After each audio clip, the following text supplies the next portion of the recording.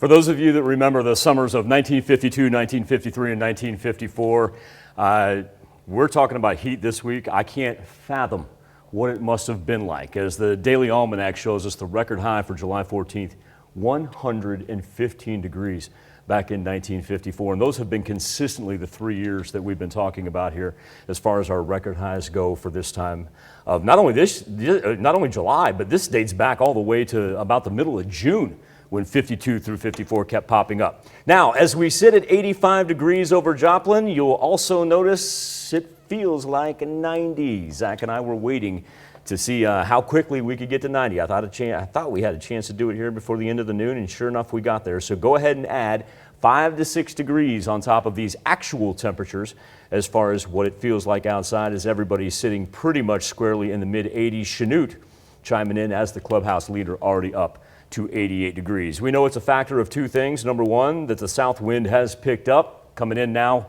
we'll go 15 to 20 miles an hour later on this afternoon, kind of jockeying in between 10 and 15 right now. But the big factor is the relative humidity, because what that's going to do, and don't let the color deceive you, look at the actual numbers right there.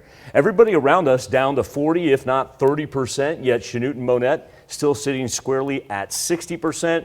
Joplin chiming in right now at, let's see, 58% right there.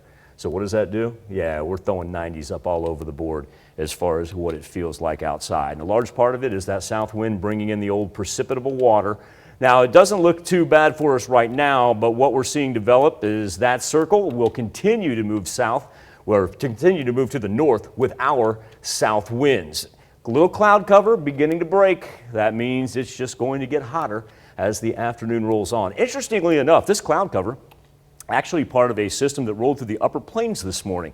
Geographically, it was very widespread at one point in time, but we found ourselves on the far southern batch of just the cloud cover. Luckily, we were able to avoid any of that rain because the severe thunderstorm risk map is lighting up Iowa up to the Great Lakes, and that is considered in the high category. As a matter of fact, they currently have severe thunderstorm watches that will progress to the east through Wisconsin until they get to the lakes. Remember, we still have a warning of our own. It's the Osage River in the northern portion of southwest Missouri. Big update on this is that it has been extended from this afternoon all the way to tomorrow night, as the gauge at Taborville luckily continues to drop. But we've got additional rainfall on our way that is going to not cool us off. You can tell where the jet stream is. Well, that's going to be pretty consistent. You get underneath it, that's when the heat's going to kick in.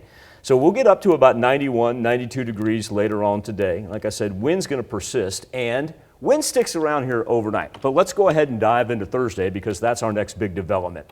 Up to the northwest, we will see that thunderstorm activity combined with the Gulf moisture that we were talking about. And once it does, those clouds just can't handle any more of it by the time we get to Thursday afternoon.